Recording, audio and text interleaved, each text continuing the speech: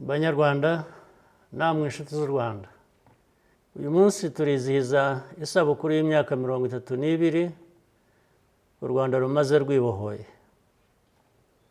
Ndagira ngo ntangire nshimira ingabo zari zarapiye ku butwari n'ubwitange bagize ku byahinduye amateka y'igihugu cyacu. Benshi muri bo ntabwo bagize amahirwe yo kubaho kugeza kuri uyu munsi, ariko ibyo baharaniye biragaragara mu Rwanda tubona. U Rwanda rwamaze imyaka myinshi muri politiki yo guheza, gutera ubwoba no kubiba amacakubiri. Intego y'urugamba rwo kwibohora yari ugusubiza Abanyarwanda ibyo bari barambuwe, kubaho mu cyubahiro kandi bafite agaciro. Icyakora ibyo bitekerezo bibi ntabwo byazimye burundu. Biracyariho mu buryo butandukanye kandi biracyagaragara hirya no hino mu karere kacu.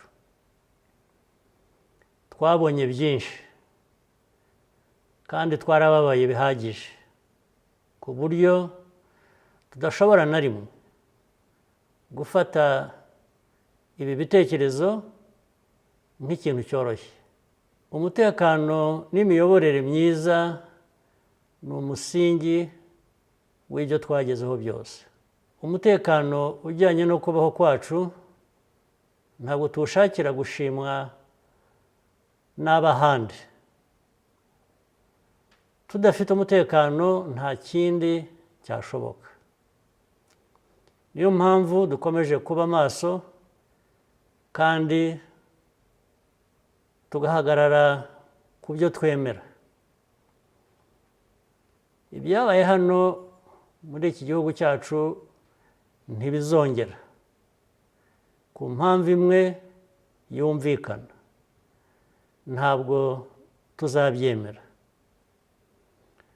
Ubu dufite urubyiruko rumaze gukura, rutigeze ruba mu mateka mabi igihugu cyacu cyanyuzemo.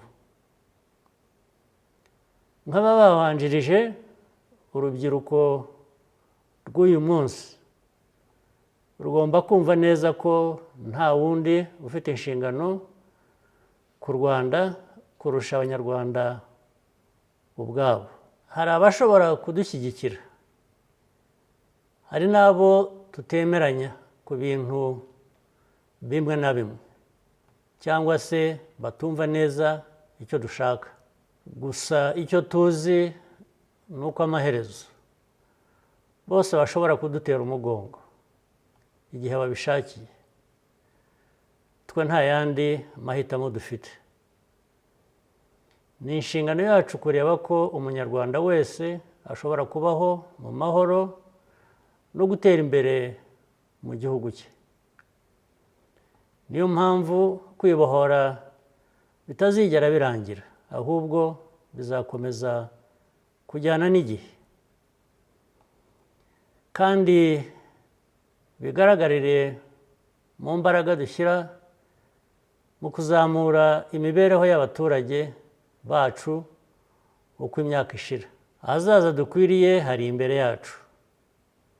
Nidukomeza kubaka ubumwe, tukanga amacakubiri ayo ari yo yose, kandi tugashyira imbaraga mu byo twubaka dufatanije, nta kizatunanira. Ibyo twagezeho mu myaka 32 ishize birivugira. Dukomeze inzira nziza ariyo twahisemo. Mbifurije mwese n'imiryango yanyu umunsi mwiza wo kwibohora.